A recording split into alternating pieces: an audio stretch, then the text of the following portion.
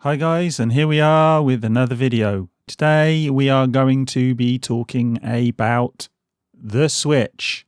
Yes, we're going to be talking about the Switch again, and today I want to be talking about sales. And the Nintendo fanboys have been holding a party because they think that the Switch has had a fantastic opening weekend. And to be fair, it hasn't been a bad opening weekend.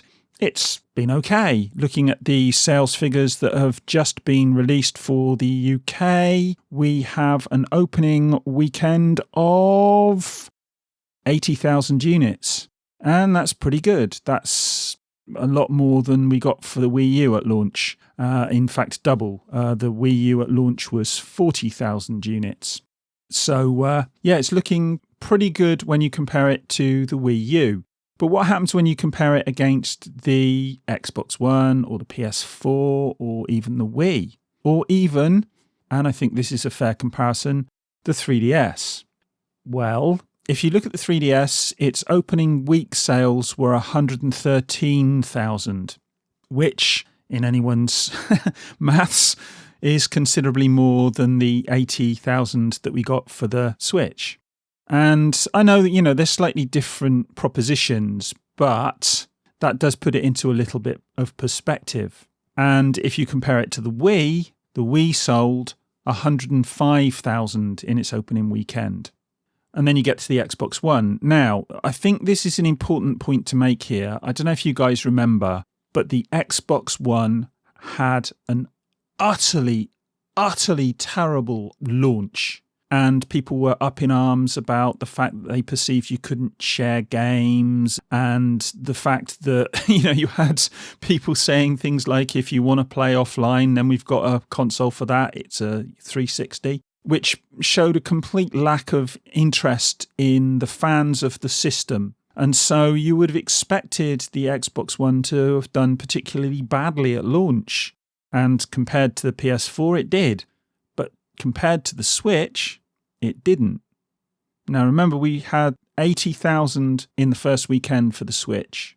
The first week sales for the Xbox One were 150,000 units sold. So that's, again, in anyone's maths, that's considerably more.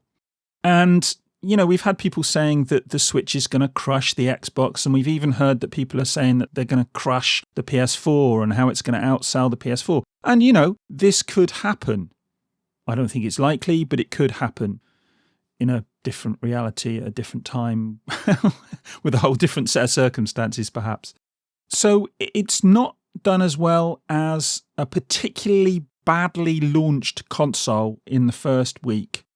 And then when you compare it to a very well-launched console in the first week, and that is the PS4 sold 250,000 units in the first week. This is in the UK. Now, if you look at the US sales, we've not had confirmed sales so far, but they're being quite bullish and saying that it outsold the Wii in the first 2 days, which is pretty good, given that the Wii is the best-selling console in their history. But even then, we have to put this in perspective. The PS4 sold over 1 million in the same period. So let's not get too carried away here.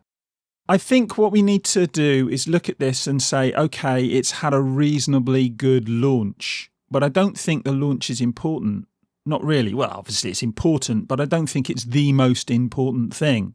The most important thing here is what happens in 6 months and a year and 9 months and 2 years down the line. That's far more important.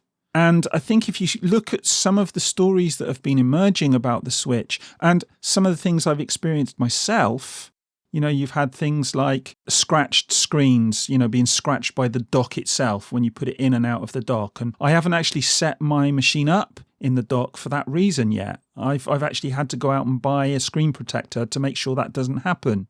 We've had stories about the JoyCons disconnecting. We've had other stories which, may or may not be true about freezing and stuttering in game carts not being read.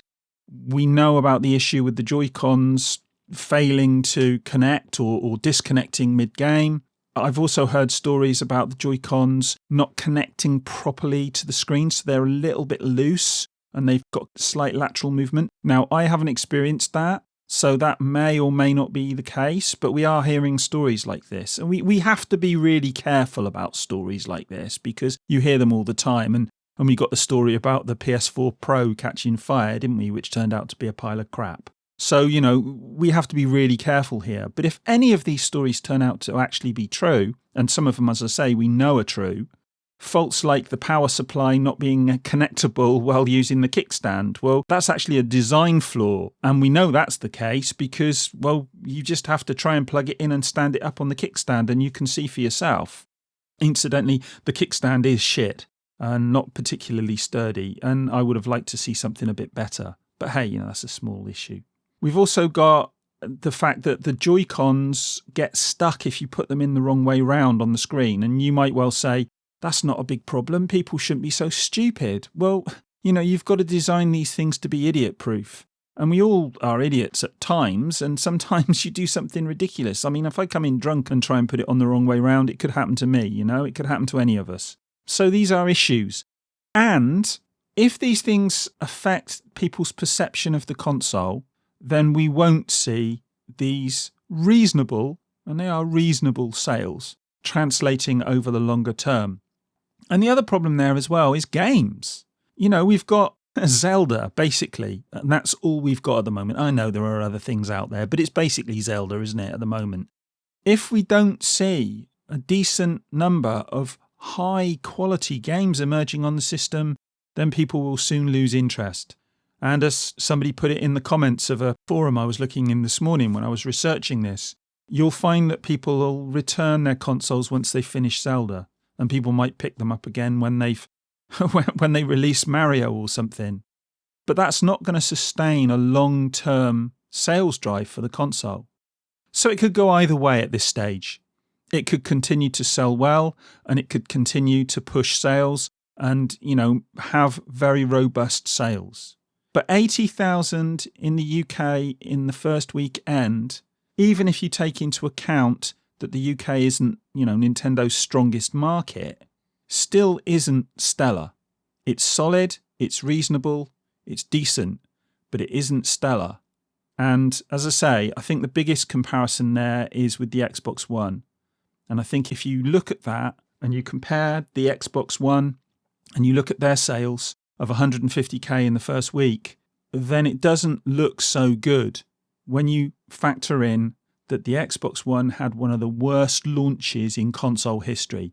It was a clusterfuck, and they've had to be damage controlling ever since then and turning it round. And it's been like trying to turn a tank around in mid-flow.